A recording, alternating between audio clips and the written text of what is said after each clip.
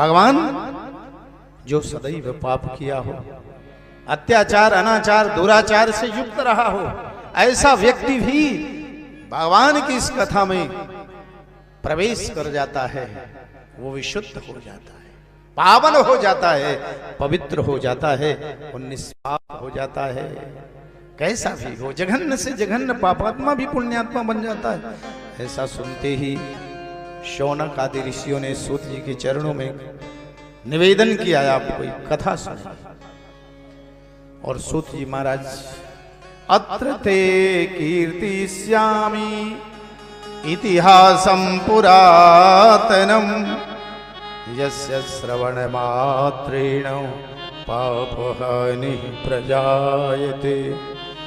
तुंगभद्रा तटे पूर्वो मभूत्पत्तनमोत्तमम् यत्र वर्णा स्वधर्मेण सद सदधर्म तत्परः आत्मदेव पुरः तस्मिन् सर्ववेद विशारदः श्रौते स्मार्त निष्णातः द्वितीय इव भास्करः। सूत जी महाराज कथा सुना रहे हैं। भगवान जघन्य से जघन्य पापात्मा को भी पुण्यात्मा भगवान और भगवान की कथा बना देती है। दक्षिण भारत में तुंगभद्रा नदी के किनारे एक उत्तम नगर का गांव था, वहां रहते थे एक ब्राह्मण का नाम था आत्मदेव। वेदांत की दृष्टि से देखें तो ये शरीर ही उत्तम नगर है, और इसमें बैठी हुई जो आत्मा है, आत्मसत्ता है, वही आत्मदेव है। आत्मदेव जी की पत्नी का नाम है धुंधली। वेदांत में धुंधली को अविद्या कहा गया है, हमारे मन को भ्रमित करे, भगवत शरणागति न होने दे, माया मोह प्रपंच आदि में ऐसी जो बुद्धि होती है उसे अविद्या कहते हैं। तेहि कर भेद सुनहु तुम दो विद्या या पर अविद्या सो। तो अविद्या है, अविवेक है। तो अविवेक में जब हमारी बुद्धि रहे तो उसको मानना चाहिए कि अपरा चेतना है।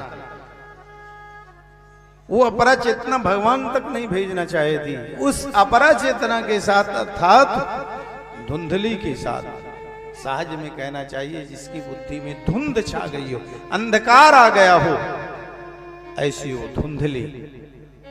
और आत्मदेव कैसे है? आत्मदेव ब्राह्मण जो हैं श्रौते स्मार्त निष्णातः,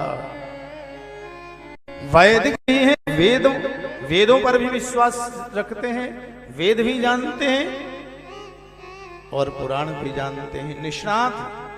और ऐसे हैं द्वितीय भास्करः, विद्वता में ऐसा कि मानो सूर्य द्वितीय इव भास्करः। ऐसे ब्राह्मण की पत्नी है धुंधली, जिनके बहुत दाम्पत्य जीवन में समय व्यतीत होने के बाद में भी कोई संतान नहीं। ब्राह्मण दुखी थे, कोई संतान हो जाए। धुंधली को कोई संतान से लेना देना नहीं।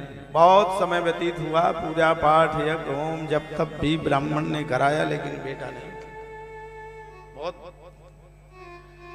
दुखी होकर के ब्राह्मण अपना देहोत्सर्ग करने के लिए, अपना शरीर छोड़ने के लिए ही एकांत जंगल में जाकर के तालाब के मेड़ में बैठकर प्राणांत करना चाहते थे।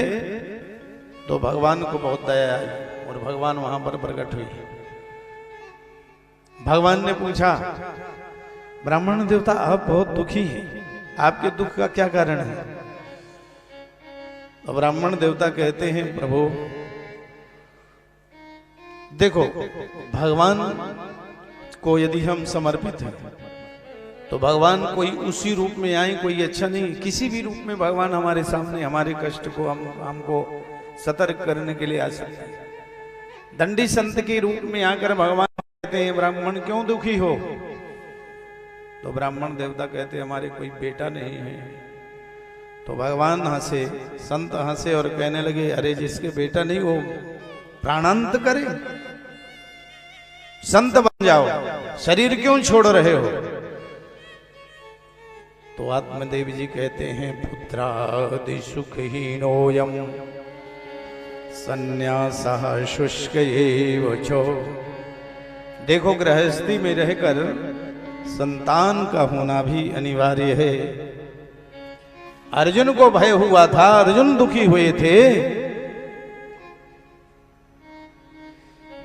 महाभारत में कि आगे चल के कहीं वर्ण शंकरी औलाद ना पैदा हो जाए, हमारे पितरों का श्राद्ध कौन करेगा। वर्ष में 16 दिन श्राद्धों के आते हैं, अपने पितरों के स्मरण करने के लिए भी। ये सनातन संस्कृति है, सभी का आदर करती है, सभी का सत्कार करती है। तो जिस वंश में हम जन्मे हैं, पैदा हुए हैं, उन्हें भी धन्यवाद करने के लिए, पितरों का सम्मान करने के लिए। और पितर देवता भी होते हैं, ऐसा नहीं कि हमारे जो वंशज नहीं रहे वही पितर होते। पितर पितृलोक है पूरा, पितर देवता हैं। और हम अपने वंशजों को, पूर्वजों को उन पितरों में मिलाते हैं, और उनके भी मिलाने का सर्वोपरि साधन ये श्रीमद् भागवत। उनसे क्या, भगवान के चरणों तक मिलाने का भी साधन यदि कोई शास्त्र में लिखा है तो ये भागवत।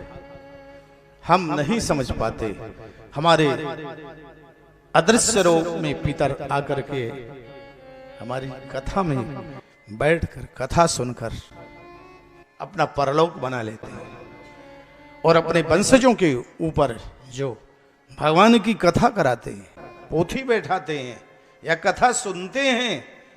आप कथा सुनने के लिए भी कहीं जाते हैं भागवत की, तो आपके पितर अदृश्य रूप में आते हैं और कथा सुन करके मुक्त हो जाते हैं, हम समझ भी नहीं पाते।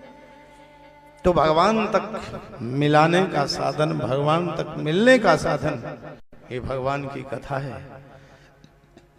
तो आत्मदेव जी महाराज कहते, मेरे कोई बेटा नहीं। दंडी रूप में संत कहते हैं, संत बन जाइए। सन्यास भी शुष्क है महाराज। भगवान कहते हैं, मैंने देख लिया तुम्हारे कई जन्मों में कोई संतान का योग नहीं बनता। तब तो ब्राह्मण देवता ने प्रणाम किया, पैर पकड़ लिए, अब तो जरूर हो सकता है। जो मेरे कई जन्मों की जानकारी एक क्षण में जान ले, वो कोई सामान्य नहीं होगा। चरणों में गिरे, मुझे संतान चाहिए, मैं नहीं जानता। तो भगवान तो आए थे कल्याण के लिए। भगवान ने एक फल दिया, झोली से फल निकाला, दिया अपने पत्नी को खिलाना, श्रेष्ठ बेटा होगा।